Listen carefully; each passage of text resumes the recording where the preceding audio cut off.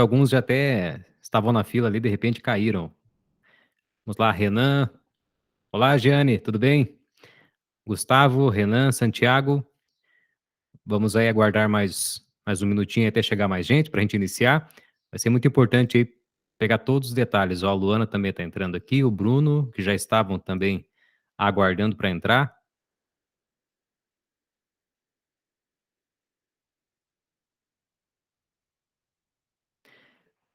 O Matheus também está chegando.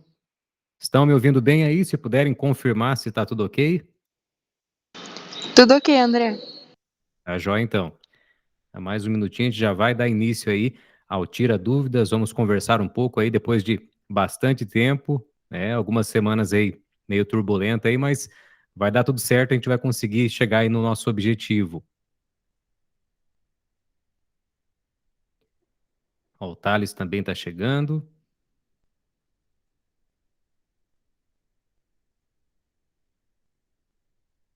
Muito bem, Matheus.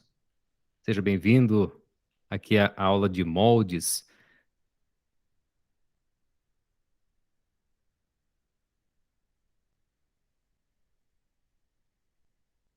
Legal, legal. Bom, muito bem, então acredito que nós já podemos começar, tá? Agora, de maneira oficial aí, o Carlos chegando. Bacana, que bom. Acredito que quase todos aí estão presentes. Vamos fazer uma chamadinha aqui. A Giane pode dizer se falta alguém. O Bruno, Caio, Carlos, o Gustavo, Luana, Renan. Tem dois Renans aqui. O Santiago e o Thales. Será que está faltando alguém? Bom, muito bem. Vamos lá então. Pessoal, então assim, retomando aí, ao mesmo tempo recapitulando e trazendo alguns pontos que nós falamos, vejam só, antes de começarmos a falar de alguns pontos do molde, efetivamente, o que é muito importante que você saiba? Que o nosso objetivo com esse treinamento, com esse módulo de moldes de injeção, tá, não é capacitar e formar projetista de molde. Veja só, que existem cursos, né, específicos para isso, que são muito longos, com uma carga horária muito maior, para essa finalidade.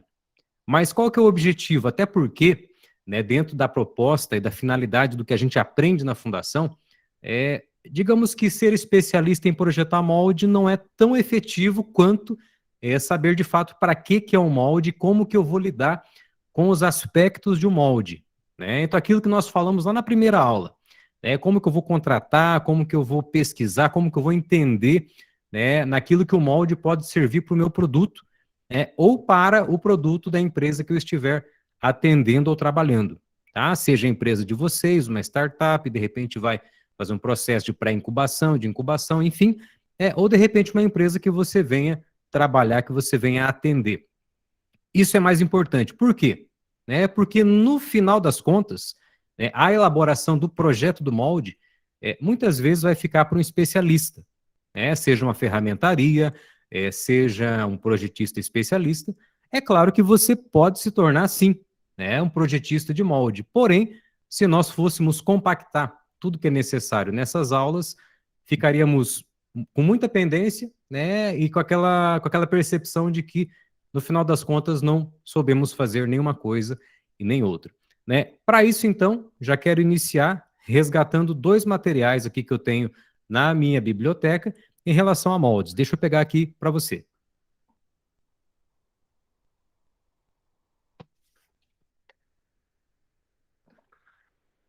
Então, que nós, de repente, até conversamos já naquela primeira aula, temos esses dois livros aqui, ó, que são dois livros de cabeceira, dois livros fundamentais para quem realmente deseja dominar ou iniciar, digamos assim, já sei que está aqui mais gente chegando, sejam bem-vindos aí, quem veio chegando aí na sequência, acredito aí que estão todos, que legal.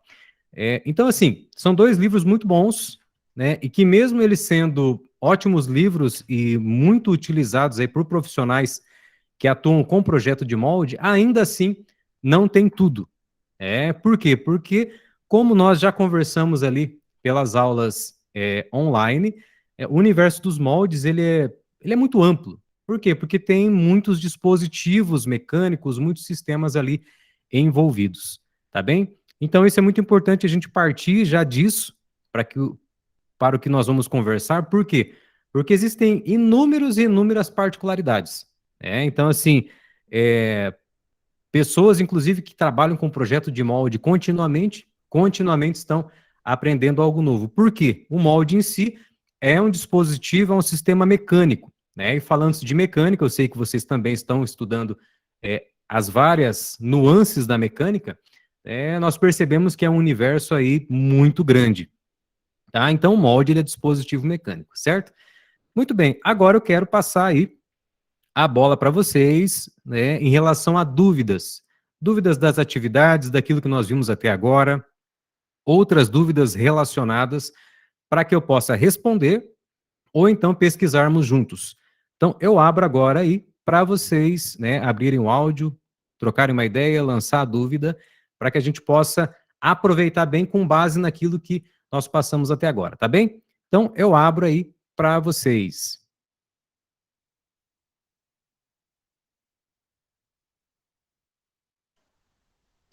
Opa, deixa eu ver aqui.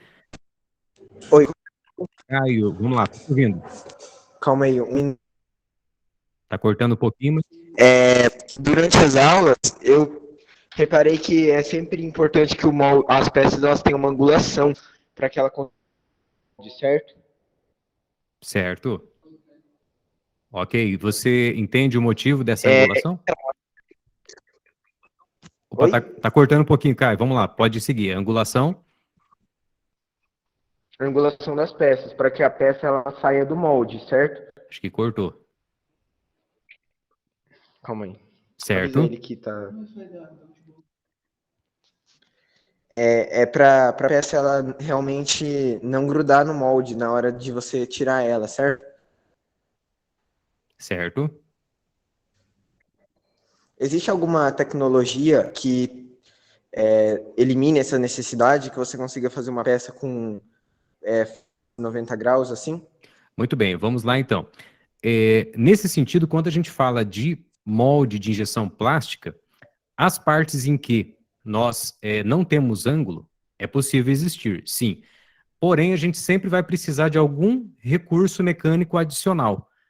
Então, ou seja, que entra a questão de gavetas e tudo mais. Eu vou abrir uma janela de pesquisa aqui, para que a gente possa pesquisar junto e vocês verem o que vai aparecendo de resultado em relação às palavras-chave.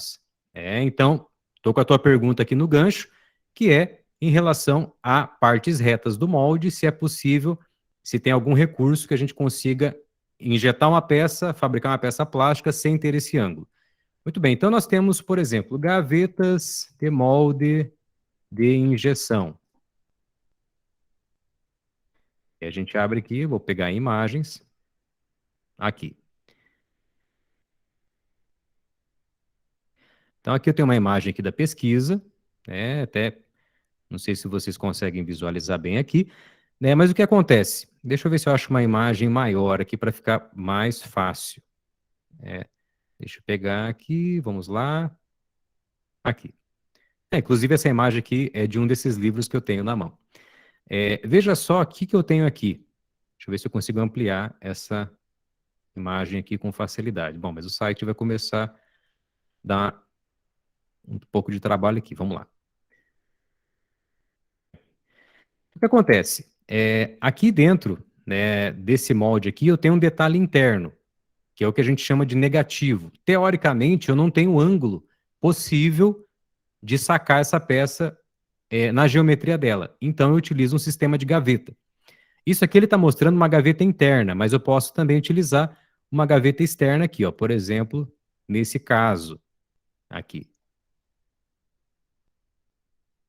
Onde eu tenho um detalhe negativo, e aí eu tenho um mecanismo que vai liberar, essa lateral da peça para que ela possa ser extraída do molde. Vamos pegar mais exemplos aqui. Eu quero achar algum que seja mais nítido de acordo com a sua dúvida. Aqui, vamos pegar esse daqui mesmo. Então, se a gente pegar essa imagem aqui, vamos ver se a gente consegue dar um foco nela, essa imagem da lateral, aqui. Então, aqui a gente pode verificar que tem um molde cortado ao meio. É uma vista ali de desenho técnico. E aqui eu tenho, acionado por esse pino que a gente chama de gaveta. E aqui na lateral eu tenho um detalhe que, digamos assim, ele não está favorável. Então essa gaveta ela vai fazer esse acionamento lateral, liberando essa região da peça para ser extraída. O que acontece? Muito bem, você pode até perguntar assim, André, mas eu tenho uma peça que ela tem uma região muito grande reta, né? Eu não queria utilizar ângulo nela. Aí existem algumas possibilidades, mas que são de certa forma arriscado. Por exemplo, alguns materiais plásticos, eles de certa forma admitem um ângulo mínimo, mas raramente 0 grau. Por quê? Por causa realmente do trabalho de contração. Então, partindo do princípio do molde de injeção plástica, onde eu tenho uma ferramenta que eu acoplo numa injetora e o plástico derretido é ali colocado com pressão, inevitavelmente eu preciso desse grau. Quando eu não tiver grau, eu terei o que eu chamo de extração forçada ou extração com gaveta, que é esse mecanismo que libera a peça para poder ser extraída. Então, no princípio de molde de injeção plástica, somente com esses recursos aí. Então, digamos que uma peça, né? Suponha que eu tenho um gabinete, uma peça grande, e eu quero deixá-la reta, retinha. Eu te digo assim que não é possível fazer utilizando o que é então entendido como molde de injeção plástica. Por isso que, de vez em quando, toma-se a cena, digamos assim, a impressão 3D, outros recursos, mas que não é de injeção plástica. Então, falando de molde de injeção plástica e peça injetada, não é possível, só se eu tiver um mecanismo para me auxiliar. Tá bem?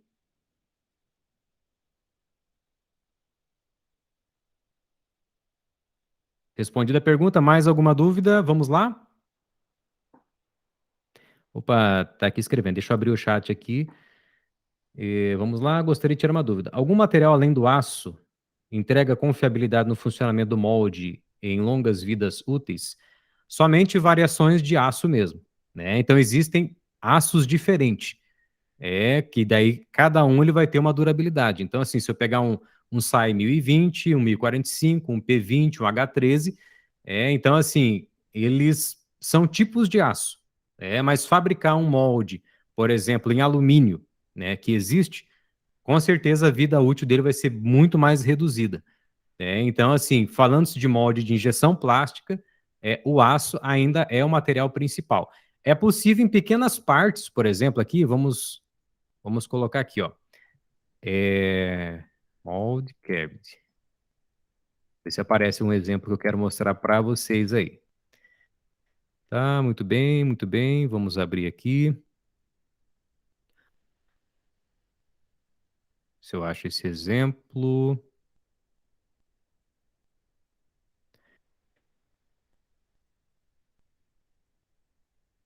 Vamos lá, que eu quero ver se eu acho algum tipo de material que é colocado no molde para alguma finalidade específica, que não é aço, mas que é refrigeração. Quer ver? Logo deve aparecer aqui. Deixa eu colocar uma palavra a mais aqui.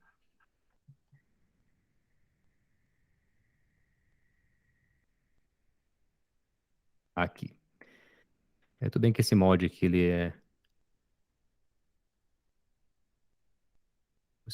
fica um pouco mais nítido. Tá, aqui não está tão nítido. Então, o que acontece? Às vezes, em alguns moldes, é colocado algum tipo de inserto, alguma pecinha em algum tipo de cobre, um cobre um pouco mais nobre. Para quê?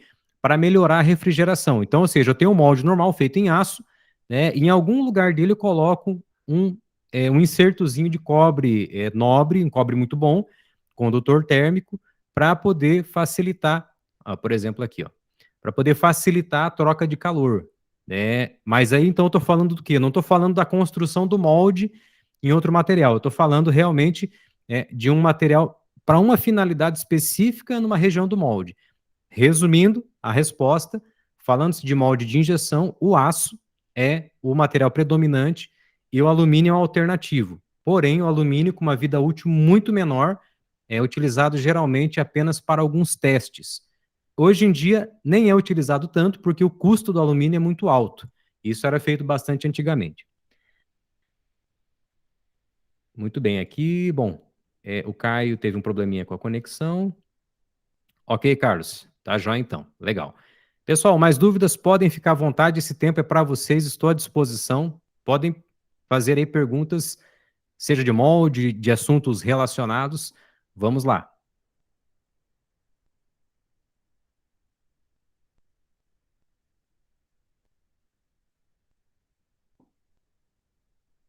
Podem abrir o microfone, perguntar ou escrever aqui no chat aqui que a gente já vai trazendo aí o conhecimento.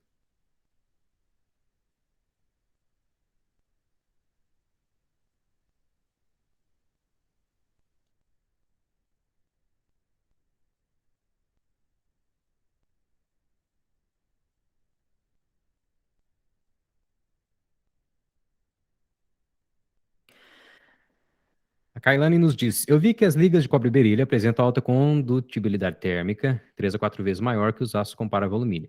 Vi que ainda possuem uma resistência mecânica similar aos aços usados na fabricação de molde. Essas ligas poderiam substituir aços que você citou agora há pouco?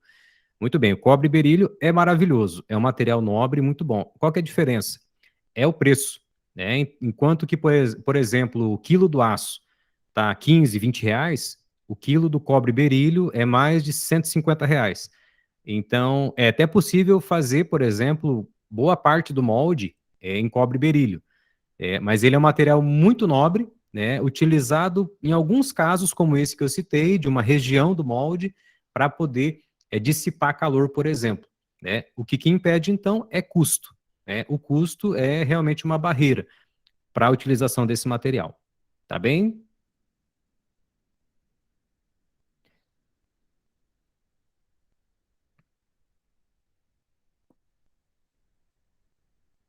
Tá ok, Kailane.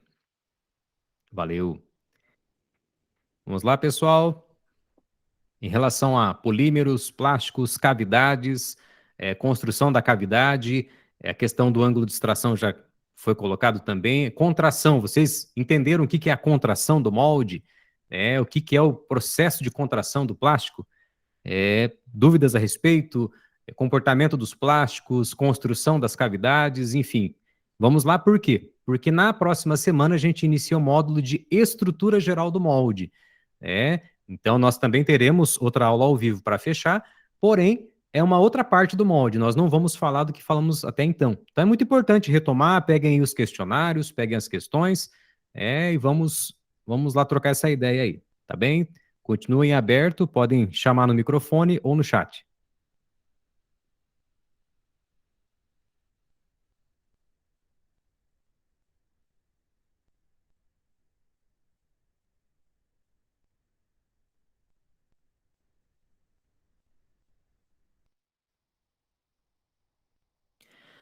O que você diria que é mais importante no aço para o desenvolvimento do molde?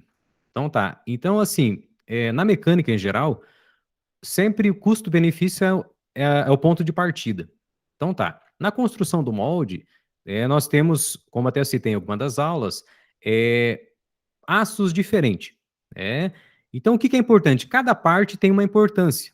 Se nós pegarmos, por exemplo, um material aço muito bom, um H13, vamos pesquisar aqui, ó, inclusive para a gente enriquecer essa nossa resposta.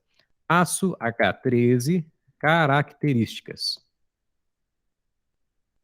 Vou pegar aqui um fornecedor, aço especial, por exemplo. Então, o H13 é um material muito bom, é um aço muito bom para ser trabalhado no molde. Então, assim, vamos lá. H13 é um aço para trabalho quente, com uma excelente combinação entre dureza e resistência à fratura, com manutenção dessas propriedades em temperaturas até 600 graus. Resistência a choque térmico, as trincas, fadiga térmica, devido à sua alta tenacidade a quente. O aço H13 está ligado com cromolibdênio, vanádio, temperável em óleo ou ar, etc, etc. Então, ou seja, o H13 é um excelente material. Você pode me perguntar assim, André, podemos construir o molde inteiro em H13? Sim. O que vai impactar? Custo. Por isso que quando é utilizado H13, é utilizado em algumas partes do molde, em alguma cavidade, algum postiço. Muito bem, então falando de H13, se nós pegarmos, por exemplo, um aço aqui, ó, aço SAI 1020. Vamos pegar um fornecedor aqui conhecido, aqui, ó, GGD. GGD é um bom fornecedor. Então, aqui nós temos que é um dos aços carbonos mais comuns utilizados como aço para cimentação, com excelente relação custo-benefício. né? E aí ele segue aqui falando das aplicações, né? Componentes mecânicos, vibrariquins, tal, e algumas outras aplicações. Então veja só que daí o 1020 ele já não tem tantas características de resistência e de durabilidade. Muito bem. Posso fazer um molde inteiro de 1020? Poder pode. O que, que vai acontecer é que a parte do núcleo, né, que nós vimos até agora, que é a parte das cavidades, ela não vai suportar, ela não vai resistir, digamos, a alguns processos de injeção. Dependendo do material que for injetado nesse molde, ele vai se deteriorar muito rapidamente. Dependendo do material, né, pode ser que ele dure alguns ciclos ali, um tempo. Então, ou seja, voltando à pergunta, o que é mais importante? É a relação custo-benefício entre a parte do molde, a parte construtiva do molde e o objetivo dela. Porque vocês vão perceber que em tudo o custo ele impacta, né? O custo ele é, digamos assim, o fator um dos mais relevantes, né? Depois, é claro, do próprio mercado do produto e o próprio produto em si, mas o custo ele vem logo em seguida. Então, falando-se de aços, a relação custo-benefício é o que define, né, a aplicação do aço, as características dele, de acordo com o que a gente pode fabricar. É claro que, se nós pudéssemos sempre fabricar um molde com os melhores aços, né, com as melhores resistências mecânicas, seria perfeito. A questão é que, raramente o orçamento, né, vai estar disponível para esse tipo de aço. Porque, veja só, quando se faz uma peça plástica, geralmente é uma peça de baixo valor agregado. Muito bem, às vezes ela pode fazer parte de um componente caro, né? Um equipamento, por exemplo, de repente um equipamento de 20 mil reais, 30, 50 mil reais.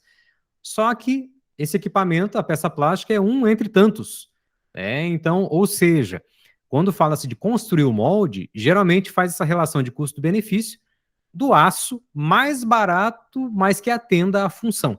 Então, o mais importante no aço é a relação custo-benefício entre a aplicação específica do molde e o quanto a gente está disposto e tem de dinheiro para pagar nesse molde.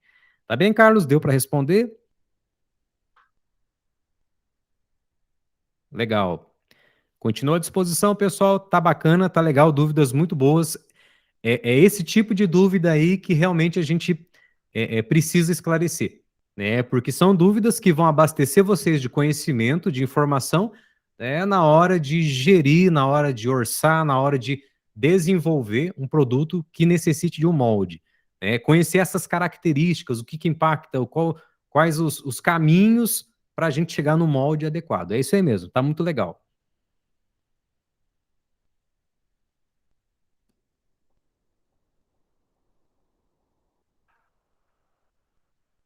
Vamos lá, podem perguntar.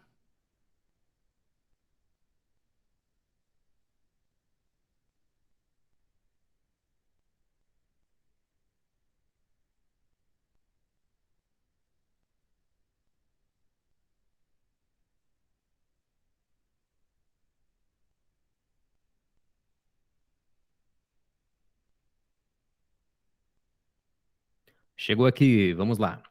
Eu sei que existem diferentes tipos de alimentação nos moldes, de injeção para diferentes tipos de aplicações, mas qual você diria que é o mais prático quando se trata de um molde mais genérico? Muito bem, vamos lá então, abrir esse tema aí. Vamos falar assim, sabe quando a gente chega para comprar um balde, uma bacia, nós temos o que nós chamamos de injeção direta. Então vamos lá. Tópico 1 dessa resposta: sistema de injeção, alimentação direta. Vamos ver o que, que aparece na nossa pesquisa.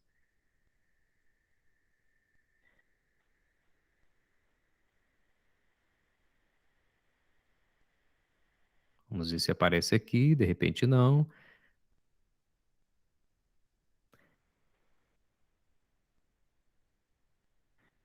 Muito bem, muito bem. Quero achar o mais genérico, o mais básico aqui para poder falar para vocês aqui.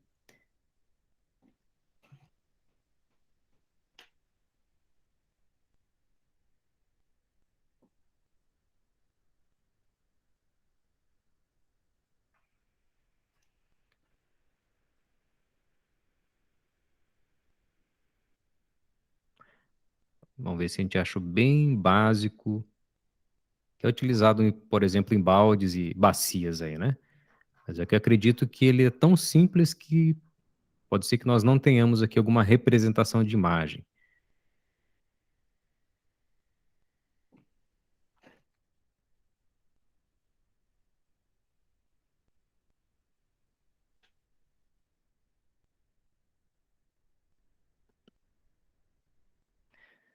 Aqui, achei. Então tá, então, ou seja, realmente existem vários sistemas, muitos mesmo.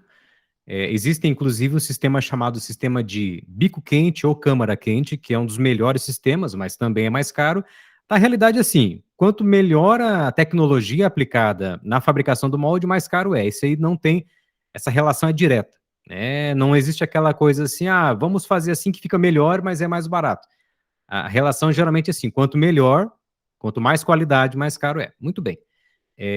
No sistema de injeção, nós temos esse sistema aqui da imagem, que eu estou mostrando aqui, olha, veja só aqui no canto, deixa eu aproximar um pouco mais aqui, vamos lá. O Google já foi mais parceiro, aí tá aqui.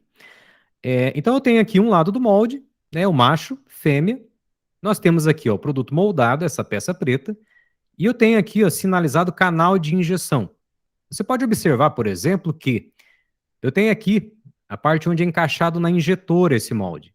E o material, que é essa partezinha preta, está entrando direto, ou seja, está entrando na cabeça do produto. Então imagine assim um balde, né? Quando a gente pega um balde, você pega lá no fundo do balde, você vai ter uma marca, que é chamada marca de injeção, que é por onde entra o material. Né? Esse é o sistema mais genérico. Por quê? Porque é onde eu tenho a entrada de material direto no produto. É o que a gente chama de injeção direta. Basicamente, eu tenho a peça ali que vai ser moldada e o plástico ele entra diretamente pela bucha de injeção, diretamente na peça. Então, aqui é uma imagem que representa muito bem. Imaginem que aqui essa parte preta seja, como eu falei, uma bacia, um balde, e aqui está entrando o material direto. Aí, quando a peça sai, ela sai com um toquinho ali grudado, certo? Que tem que depois quebrar, que tem que remover. Pega lá um balde na sua casa, pega uma bacia, vira no fundo, você vai ver que lá no meio tem como se fosse ali um furico ali da bacia, certo? Você vai ver que é ali que foi a injeção. Então essa é a injeção mais genérica. Qual que vem depois dessa? É a injeção também direta, porém com distribuição de canais. Aqui tem uma representação também legal. Aqui no meio, esse roxo, é aquele que eu acabei de falar que entra direto. Só que nesse caso aqui, eu tenho uma distribuição porque eu tenho mais peças. Né? Então, essa injeção direta na cabeça do produto é possível quando? Quando eu tenho uma única peça e ali então eu injeto. É a forma mais genérica. A segunda é essa onde eu também injeto direto, só que eu tenho mais peças para chegar com esse material.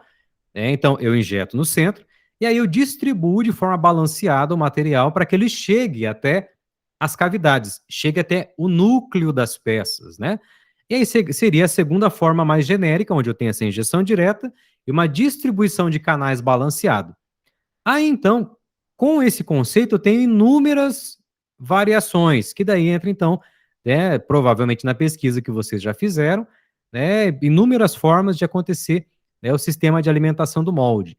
Aqui, por exemplo, né, está dando algumas ideias aqui, ó, recomendado. Então, por que ele faz isso? Para balancear. Veja que legal.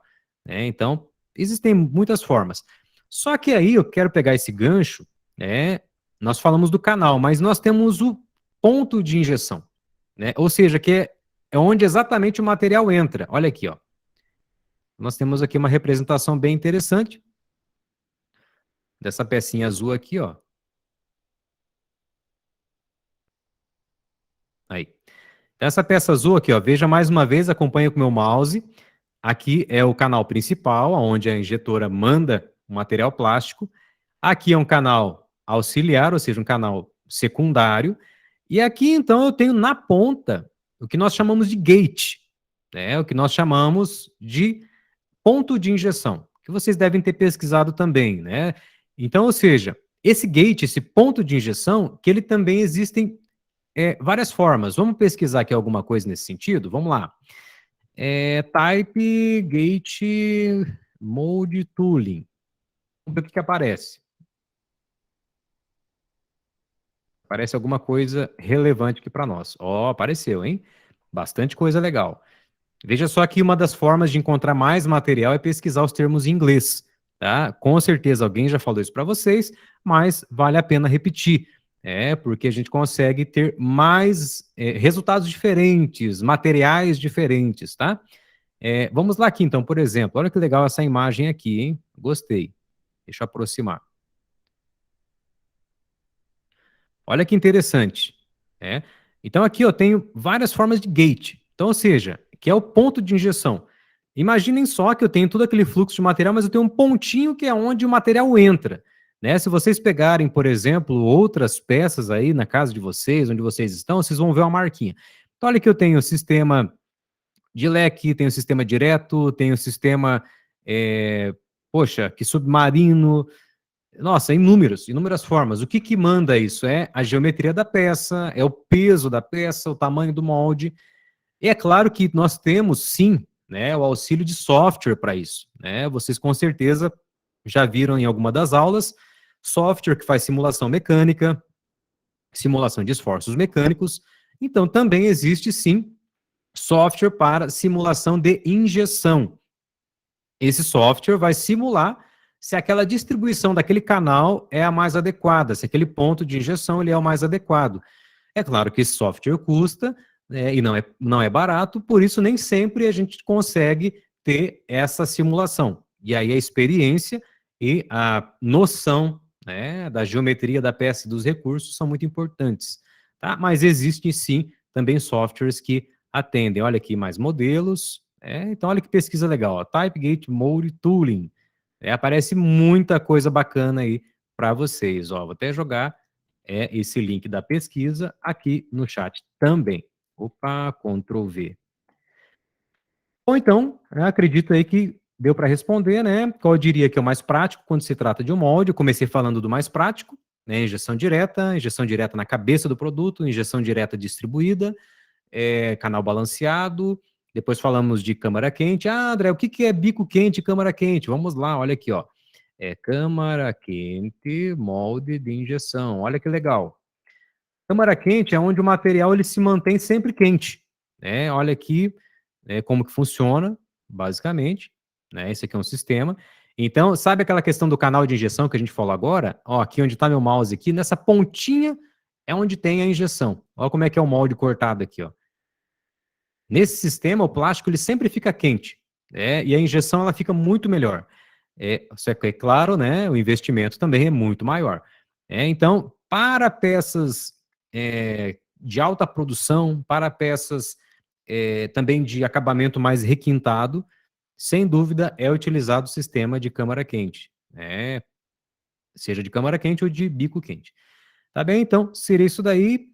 Acredito que tenha respondido. Se ficou alguma dúvida, podem perguntar, e podemos partir para outras aí também. Vamos lá, gente?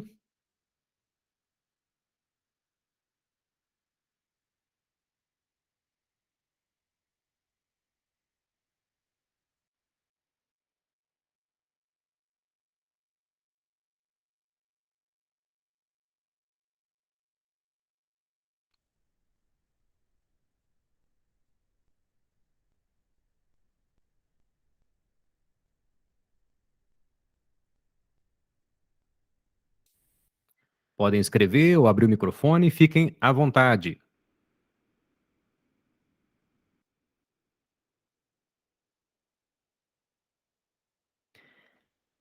Vou aproveitar então enquanto vocês vão pensando nas dúvidas aí, para também abrir um pouco mais a visão de vocês. Bom, não sei até que ponto vocês já viram, tá? De repente o que eu vou falar, vocês já estudaram isso aí em alguma das aulas. Mas o método de ensino a respeito de molde, que eu adotei para passar para vocês, começando a desbravar a respeito do núcleo, né? Aliás, a noção geral e depois a gente se detendo ao núcleo, para depois partir para a estrutura. Por que que nós fizemos isso? Porque existe o que nós chamamos de termoformagem. Mas o que que é isso? Ou seja, são plásticos que nós conseguimos dar forma a eles em processos diferentes da injeção. Vamos lá, então, pesquisar por esse termo, termoformagem. O que que aparece? Olha aí. Então, nós já podemos encontrar aqui peças plásticas diferentes, tá? Que não são feitas com molde de injeção. Olha que interessante. Depois vai estar disponível essa aula para vocês verem novamente. Mas olha que legal quando a gente pesquisa por termoformagem. E olha só aqui o que o Google já nos oferece aqui de ideias, ó, forming, vacuum, extrusão. Olha o que tem mais aqui, ó. Embalagens, termoplásticos. Se a gente então pesquisar termoformagem e vamos pesquisar aqui por vácuo, né? Vacuum forming. Tô vendo que tem pergunta aqui, a gente já vai chegar lá. Olha aqui também, né? Então, veja só, vacuum forming. Então, ou seja, o conceito de núcleo, cavidade, macho, fêmea, enfim, P1, P2, ele é muito utilizado em outros processos também. Por isso que nós dedicamos esse tempo maior para falar do núcleo. Para quê? Para munir vocês de uma visão em relação à termoformagem. E existem muitas outras formas, né, de termoformagem. Inclusive, ó, por exemplo, existem moldes de sopro. Molde de sopro. Garrafa. Olha aqui o que vai aparecer. Olha aqui, ó, molde de sopro. Não sei se vocês já conheciam, mas é um sistema onde vem um tubo de plástico mole e tem um sopro dentro que forma, por exemplo, as garrafas. E ali, basicamente, eu tenho o entendimento de núcleo, né, cavidade, lado A, lado B, enfim, fêmea e macho, certo?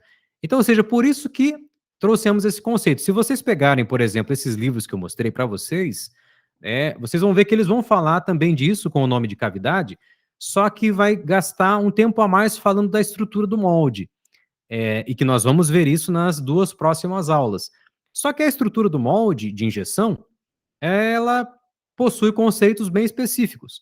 Enquanto que nós entendermos o que é núcleo, o que são materiais, comportamento do plástico, como que a coisa acontece, nós teremos condição de entender não somente o molde de injeção plástico, mas também outros tipos de processo de termoformagem. Esse é o foco, então guardem a palavra, termoformagem, vacuum forming, sopro, né? Existe também processos, por exemplo, de rotomoldagem e tantos outros que utilizam esse conceito, essa visão de núcleo, certo? Por isso que nós batemos bastante em cima do núcleo. Vamos lá aqui, Renan. Os polímeros melhores têm mais ou menos contração? Na verdade, assim, não tem uma relação com a outra. Porque, por exemplo, existem polímeros... vou considerar polímeros melhores os polímeros de engenharia, tá? Inclusive eu tenho mais um material aqui, deixa eu pegar.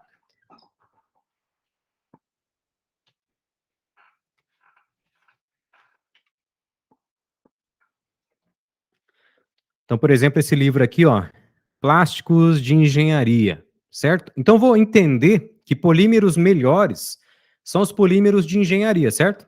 Aqueles polímeros utilizados para peças de engenharia, peças técnicas. Muito bem, partindo disso, então, não necessariamente, tá? Existem plásticos de engenharia, plásticos para aplicações técnicas, que contraem bastante, ou seja, a medida da peça lá no molde, comparado com a peça depois de esfriada, é bem diferente, tá? Mas existem também outros que são de contração muito baixa. Então a pergunta sim, é uma pergunta pertinente, tá? Não é idiota, não. Mas não tem relação, tá? O que acontece muitas vezes? Que materiais, né, com muita fluidez, eles podem ser que contraiam mais, mas também não é regra, né? Então por quê? Porque cada material possui sua característica. Porém também, mais uma vez, assim como na pergunta dos aços, qual que é o melhor polímero? Aquele que é o mais adequado para a aplicação. Por exemplo, existem materiais de engenharia para peças técnicas, utilizados, por exemplo, em peças de carro, bombas de óleo, que são materiais caros, muito bons. Só que esses materiais não são aplicáveis, por exemplo, para fabricar uma tampa de um frasco de ketchup. Então, ou seja, esse plástico que ele é de engenharia, é nobre, aplicado em situações bastante críticas, ele mesmo não serve para fabricar uma tampa de ketchup. Por quê? Por exemplo, ele vai quebrar quando a tampa fizer aquele movimento, né? Se vocês repararem, por exemplo, uma tampa de ketchup, de alguns de shampoo, enfim, tem aquilo que nós chamamos de tampa flip, né, que é aquela tampa que ela chega num dado ponto, ela abre e fica aberta, né, você já deve ter reparado isso. Então o que acontece? Para essa aplicação, um material, por exemplo, PBT, ou então um Lexan, que é um material nobre, é um material de engenharia, mais caro e tudo mais, ele não atende. Então a gente chega a essa conclusão que o melhor plástico é aquele que melhor atende uma determinada aplicação. E aí, partindo disso, a contração também não segue a regra, porque cada plástico, de acordo com a sua composição, tem a sua contração. Digo até, inclusive, que quando um plástico ele recebe uma carga, seja de talco, seja de fibra de vidro, ou seja, quando ele recebe um mineral a mais para que ele tenha mais resistência, para que ele tenha estabilidade, ele tende a contrair menos. Ou seja, quando eu pego, por exemplo, um polipropileno, que é um material plástico comum, né, bastante utilizado, e coloco carga mineral nele, ou seja, coloco elementos, sedimentos, para que ele estabilize e tenha mais resistência, é bem possível que a contração, por exemplo, do PP, que é de 1,7%, 1,5%, ela venha reduzir, às vezes, para menos de 1%. Ou seja, também varia, tá bem? Então, o melhor plástico é aquele que é o mais adequado para a aplicação do produto. Quando você for desenvolver um produto, o melhor plástico é aquele que for mais adequado. E, às vezes, o mais adequado pode ser até um dos mais baratos. Muito bem. Respondido aí?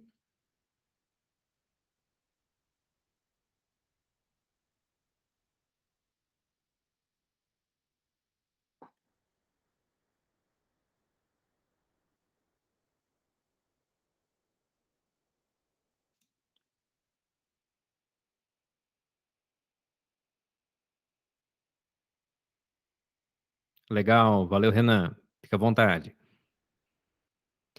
Vamos lá, pessoal, pode mandar brasa. Dúvidas, questões, comentários?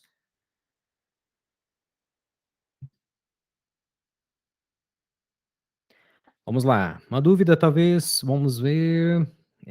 Um problema comum dos metais dos moldes são os poros e rechupes pela contração. Tá. Uhum. Muito bem, vamos lá então, vamos por partes aí. A dúvida do Matheus que está aqui no chat. Nesse caso aqui, o que acontece? Pelas características que você me passou, é mais voltado ao processo de fundição, né? No processo de injeção plástica, a gente não utiliza massalote geralmente, assim, raros casos, em algum comportamento muito específico de uma grande massa, a gente faz algum massalote. O que seria, por exemplo, um massalote aqui na injeção plástica? Esses canaizinhos aqui embaixo, ó, você pode ver que eu tenho aqui, no canal de injeção, eu tenho uma massinha aqui embaixo, mais uma massinha aqui, ó. Isso seria tipo um pequeno massalote. Porém, o que muitas vezes acontece? O metal em si, porque, pelo que eu estou vendo aqui, ó, contração do metal. Na verdade, não sei se você quis dizer contração do metal ou do plástico, né? Mas o que realmente contrai no processo de injeção plástica é o plástico em si.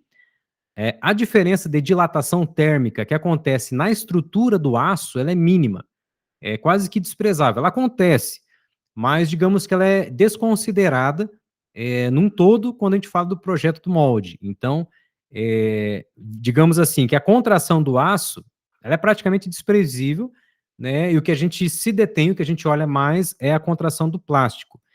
E aí, então, nós falamos dos rechupes na peça plástica, que geralmente acontecem por causa de regiões mais grossas, né? Ou seja, um encontro entre parede grossa e parede fina numa peça plástica. Por exemplo, rechupe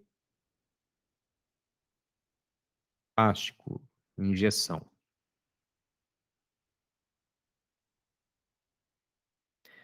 Olha aqui, ó, vamos achar um exemplo bem nítido aqui para a gente conversar. Aqui, ó. Então, o que está trazendo aqui, né, de entendimento? Eu tenho aqui uma imagem, né, onde eu tenho uma parede aqui embaixo, na horizontal, e eu tenho outra parede aqui na vertical. O que acontece o rechupe? É quando eu tenho essa concentração de massa E o resfriamento ele acontece de uma forma irregular. Então, ou seja, aqui no miolo eu tenho o plástico quente, e aqui fora começou a esfriar, porém, como o plástico ainda está quente aqui, ele começa a deformar.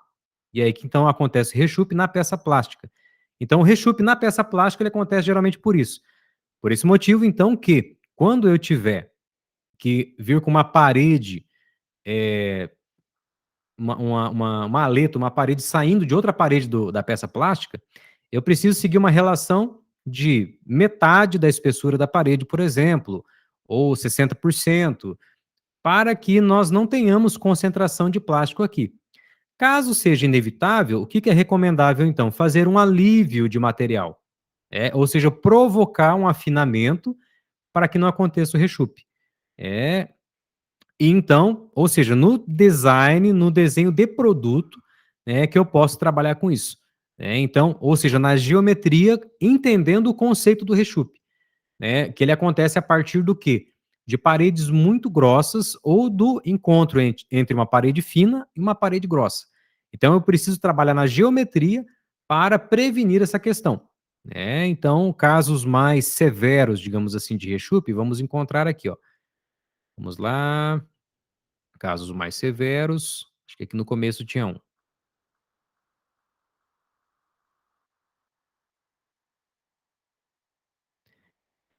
Ver aqui, por exemplo, aqui tem comparação aqui, ó. Então, às vezes pode acontecer até uma deformação na peça, né, por causa dessa diferença aí de massa, né. Aqui também, né, por exemplo, ó, por causa dessa massa grossa que tem ali, não dá para o plástico não se desenvolve de forma, balanceada, de uma forma homogênea, e a diferença de temperaturas da peça plástica, ela fica muito grande entre grandes massas plásticas e as mais finas. Então, ou seja, trazendo esses conceitos aqui, para contornar isso, usa o maçalote. Há casos que sim, mas em geral, não é necessariamente o maçalote, mas é o desenvolvimento do produto, ou seja, o design, a construção, a geometria do produto para que eu fuja desse rechupe, para que essas partes grossas eu consiga trabalhar com elas para que não aconteça o rechupe. Por quê? Porque falando-se de molde de injeção plástica, por mais que eu utilize artifícios, de repente, vou abrir uma saída de material outra, para aliviar, ele não dá certo. Então, esse é o mais recomendável. Então, assim, e aí terminando a última parte aqui, como esses maçalotes são colocados. Então, assim, no molde de injeção plástica, o conceito de maçalote, ele raramente é utilizado. Na fundição de alumínio, usa-se bastante. Por exemplo, se nós colocarmos aqui, ó, fundição, alumínio, maçalote.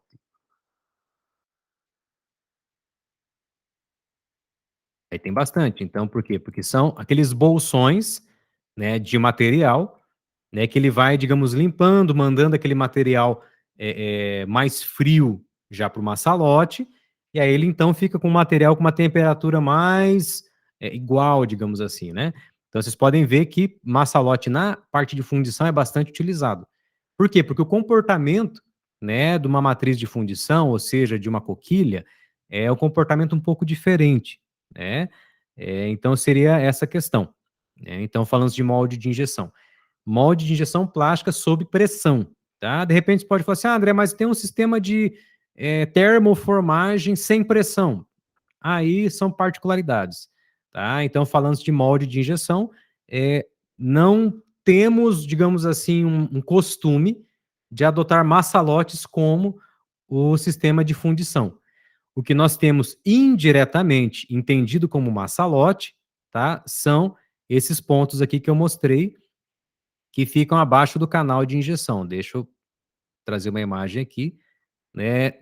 Ou seja, para dizer que não existe, existe, mas é um maçalote indireto, tá? Não é um maçalote proposital, feito, digamos assim, que saia da peça, que venha evitar o rechupe, né? Então, seria essa questão aí.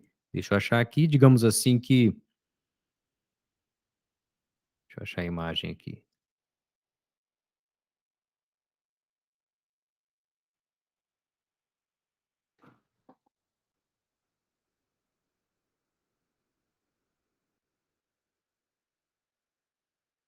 Aqui. Ó, no molde nós chamamos de poço frio, né? Então, vejam nessa imagem aqui, eu tenho essa partezinha verde. Essa partezinha verde é como se fosse um maçalote, como se fosse, mas não é considerado um maçalote, né? É um poço frio, né? Então, há casos, pode acontecer que a gente provoque um maçalote na peça plástica, pode acontecer, mas são raros os casos.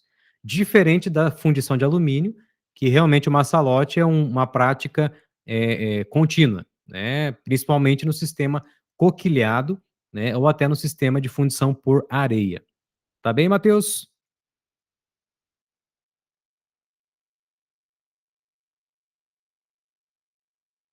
Ah, entendi. Perfeito. Legal. Então tá.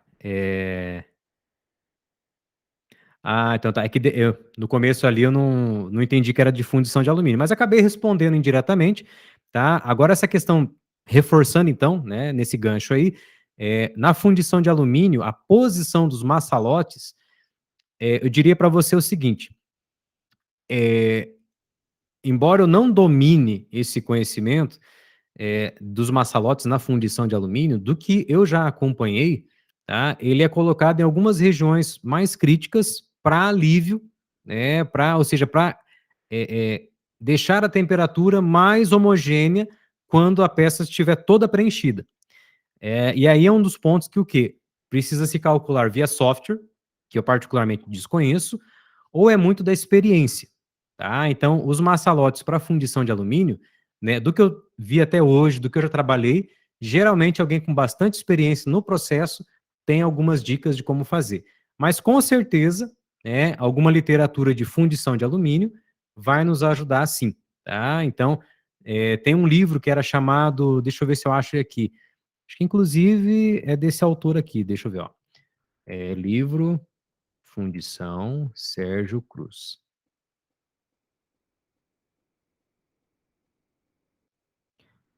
Deixa eu ver aqui, que tem um livro bacana que ele ajuda, mas eu não sei se era desse autor. Fundição Isamaki. Fundição Alumínio Isamaki. Livro.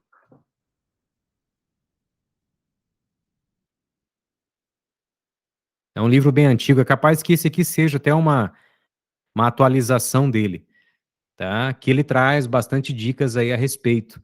Tá? Então, só que assim, digo para você que geralmente do que eu já acompanhei é muito a experiência de quem já trabalhou com bastante peças, com bastante variação, e muitos maçalotes, eles são colocados até mesmo depois, né? Então, quando faz a primeira fundição, aí observa que em alguma região precisa fazer um maçalote lateral para poder preencher antes de encher a peça, né? Então, digamos que não tem uma exatidão, né, na definição desse maçalote. Ou é experiência, ou é software, ou é fazendo a peça sem maçalote e depois ir colocando conforme for tirando os testes. Tá bem?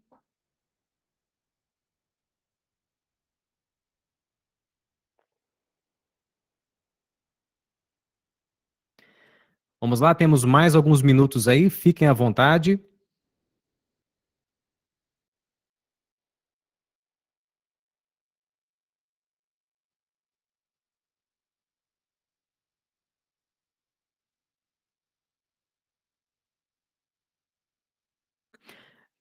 Qual é o mais prático?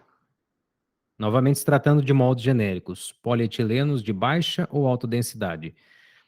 Então, aí que acontece? Vamos ver se eu entendi bem a pergunta. Você pode até complementar. Qual é o mais prático? Você me pergunta qual o plástico, o que seria o mais prático, assim? O que seria? Se puder detalhar um pouquinho, só para eu responder de forma bem assertiva. Ah, ok.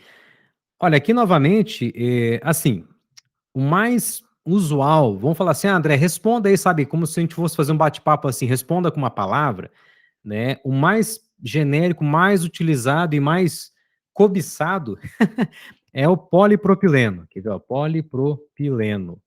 Por quê? Vejam só que interessante. Vou pesquisar aqui, ó, peças fabricadas em polipropileno.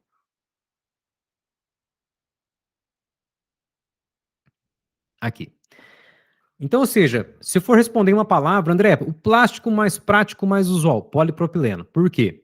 ele é fácil de fabricar, o molde pode ser utilizado aços mais simples, o preço dele é baixo, a injeção dele é simples, ele pode ser reciclado e depois injetado de novo, viu só? Então, ou seja, respondendo, é o polipropileno. Na verdade, não seria os polietilenos.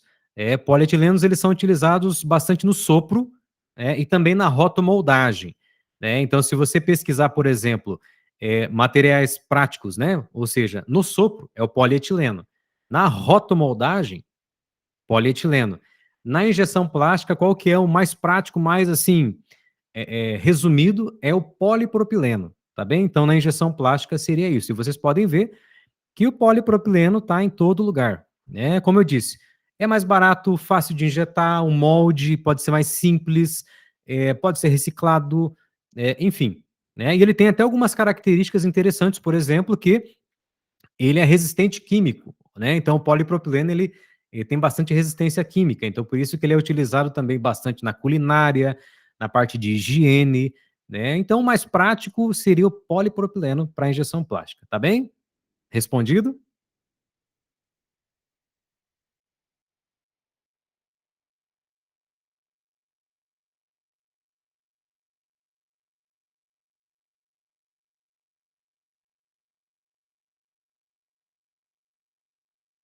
Legal, bacana. Pessoal, fique à vontade, temos mais alguns minutos aí, tá muito bacana, perguntas muito boas, perguntas aí de desenvolvedores, tá? Legal aí, Jane, manda um parabéns aí pro pessoal, tá? Porque eu tô gostando da visão, tá? Esse é o intuito realmente, que a visão sobre molde seja nessa linha. Volto a dizer, André, poxa, mas eu queria fazer um molde. Você pode até depois me procurar que eu te dou outros materiais. Suponha que você sentiu uma vontade mesmo, poxa, eu quero projetar molde. Tá? Depois você me procura. Mas se eu fosse passar toda a engenharia do molde, seria muito maçante e vocês, na hora de abrir a empresa de vocês, iam sentir falta disso que nós estamos conversando, porque é isso, é esse conhecimento, né, que alguém que vai iniciar uma startup, que vai trabalhar numa equipe, precisa ter falando-se de molde. Os outros têm as literaturas, têm a experiência, têm outras ferramentas aí, certo? Então tá muito bacana essa conversa aqui, né? Mandem mais, vamos conversar um pouco mais aí, aproveitar esses últimos aí quase 15 minutos aí.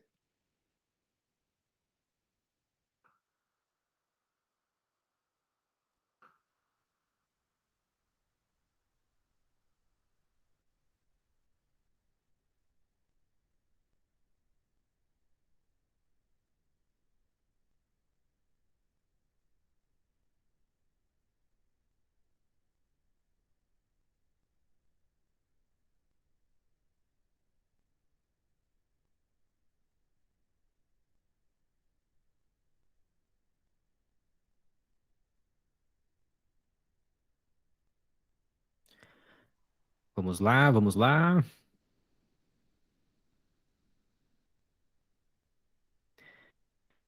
Ó, um ponto aí, então eu vou trazer um outro tópico aí que não foi colocado ainda, que é em relação ao sistema de refrigeração no molde, tá? Nós falamos um pouco dele, por quê? Porque a refrigeração, ela fica no núcleo, né? Então a peça, o plástico quente, ele é injetado, né, ali no núcleo, então é onde realmente o plástico entra. Vamos colocar aqui, por exemplo, Mold Tooling Simulation.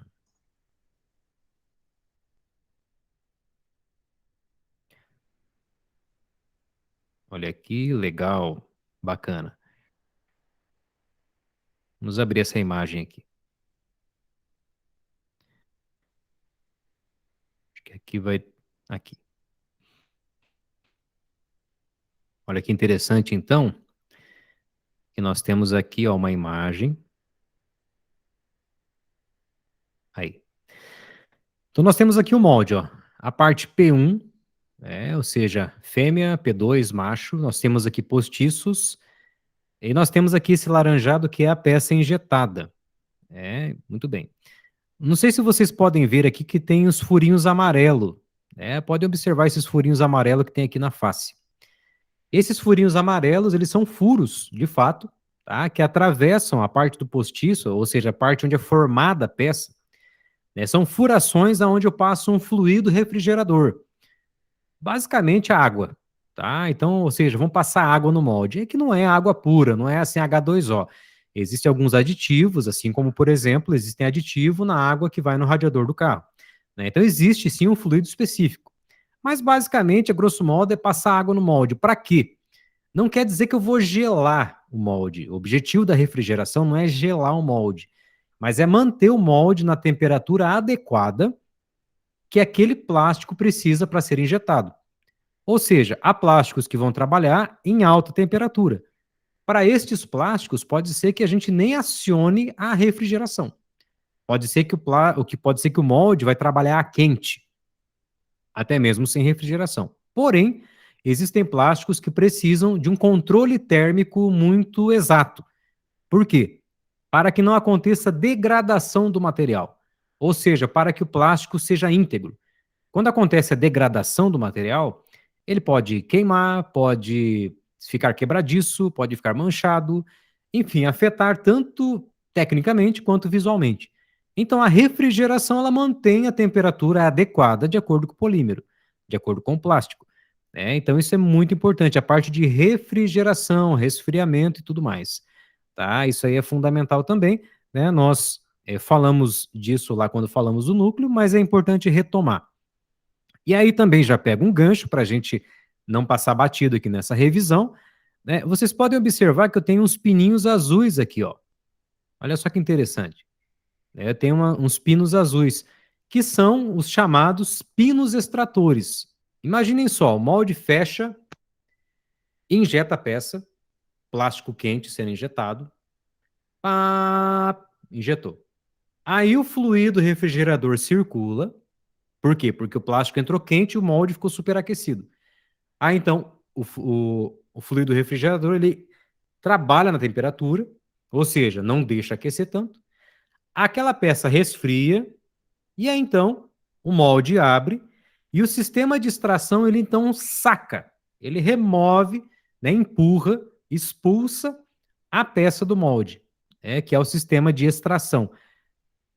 Genericamente, de forma mais prática, pino de extrator são os mais utilizados. Porém, existem outros tantos sistemas, né? Sistemas convencionais diversos, placa extrator, anel extrator, outros tipos de extração, rotativa e tudo mais, e também há aqueles que é criatividade do mecânico, do engenheiro, na hora de elaborar. Então, existem tantas outras possibilidades também, certo? Então, para não passar batido aí.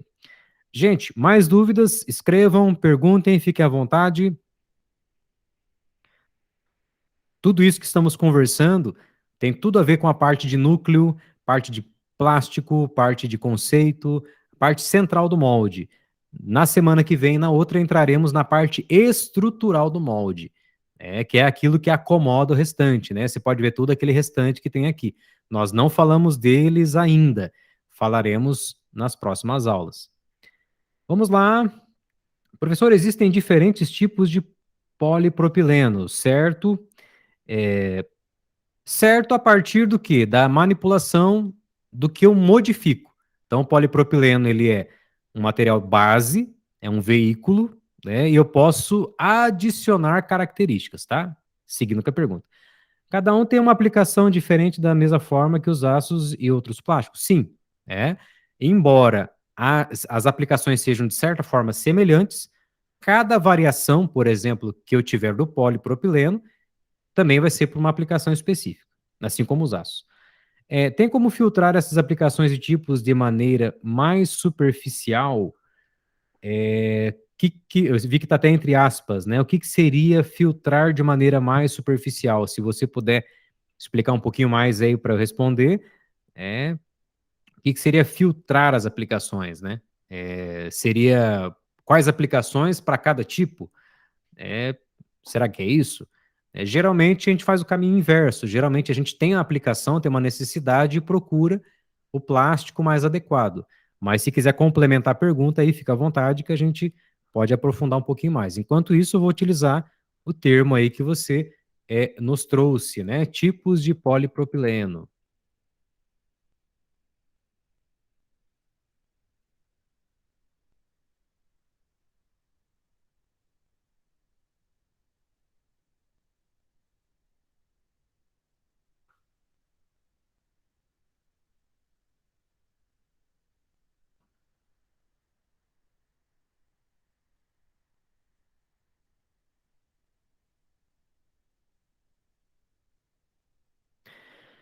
Olha, utilizando o gancho, né, exatamente aí, da palavra-chave aí que o Carlos colocou para nós, tipos de polipropileno, encontrei aqui também um fabricante, aonde ele traz, o polipropileno básico, né, na sua estrutura básica, e algumas variações. Mas veja que interessante, essa questão de plásticos e as variações, muitas vezes está vinculada ao fabricante.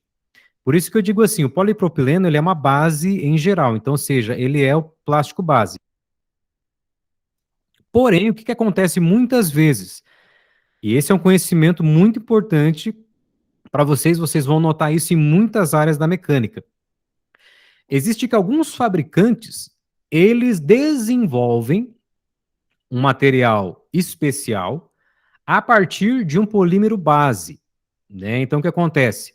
Eu tenho um polipropileno e aqui, por exemplo, a Petrocuio, né, desenvolve um polipropileno tal, né? E inclusive registra muitas vezes essa variação desse plástico.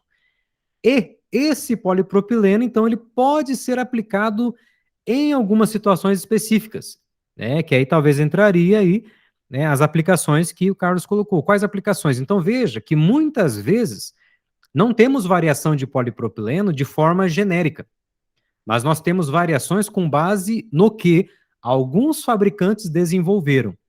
Isso acontece em muitos tipos de plástico, né? Ou seja, um determinado fabricante pega um plástico base, faz algumas manipulações que torna esse plástico muito bom para algumas aplicações.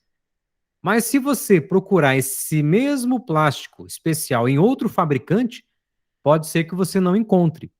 Entenderam? Então, isso é muito importante vocês terem a visão. Foi muito legal essa pergunta do Carlos, porque abriu esse leque para mim trazer para vocês. E muitas variações de plástico não são realmente contidas na literatura da engenharia do plástico. Então, por exemplo, no Brasil, esse é um livro de boa referência. No Brasil, fora do Brasil, tem tantos outros melhores. Mas, assim, nós vamos notar que a engenharia do plástico em si, ela é uma base, porém, os laboratórios dos fabricantes fazem manipulações químicas, adicionando características e a partir daquilo forma um novo produto.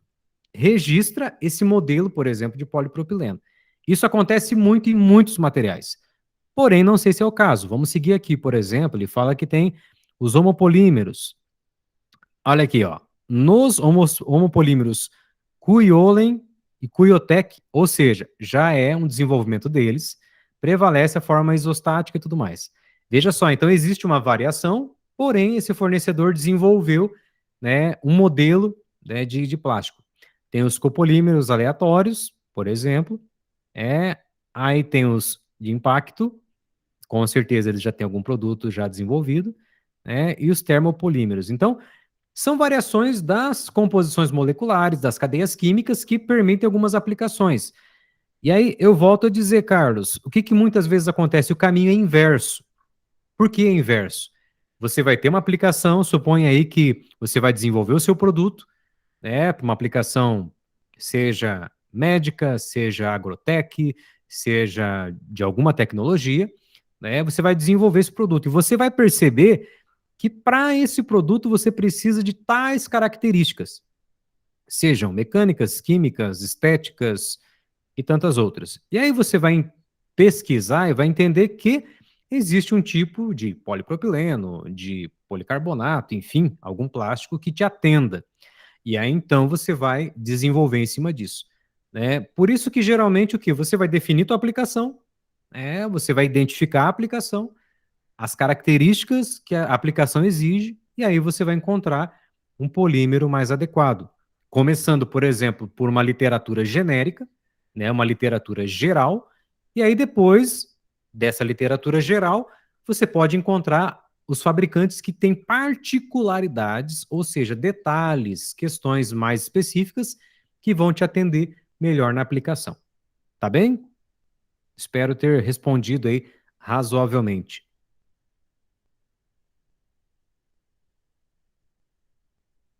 Legal, bacana, isso que importa.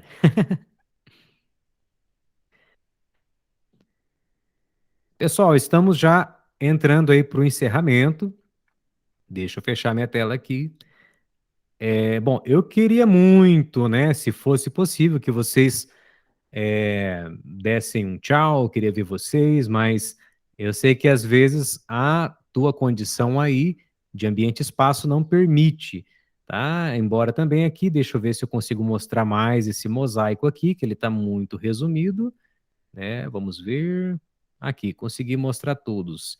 É, então temos aqui o Thales, o Santiago, o Renan, o Caio, Cris, Luana, Jeane está com a gente, Bruno, Santiago, Santiago está com duas contas aqui, tudo bem.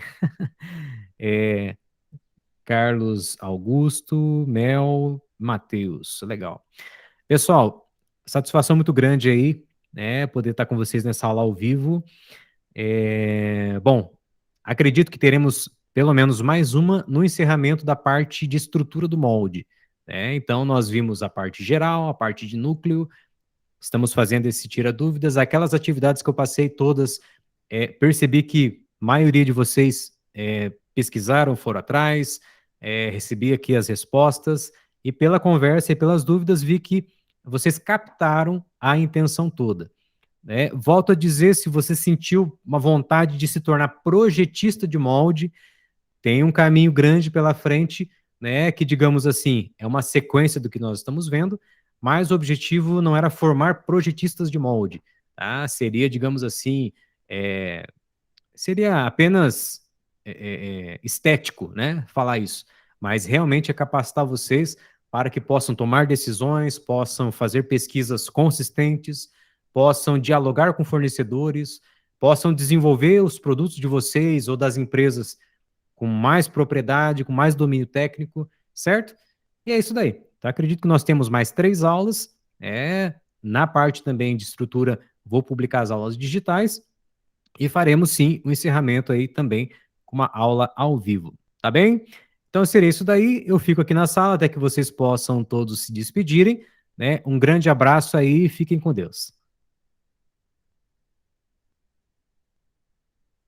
Tchau. Tchau, tchau. Tchau, tchau. Valeu. Obrigado, eu que agradeço. Tchau, tchau, valeu.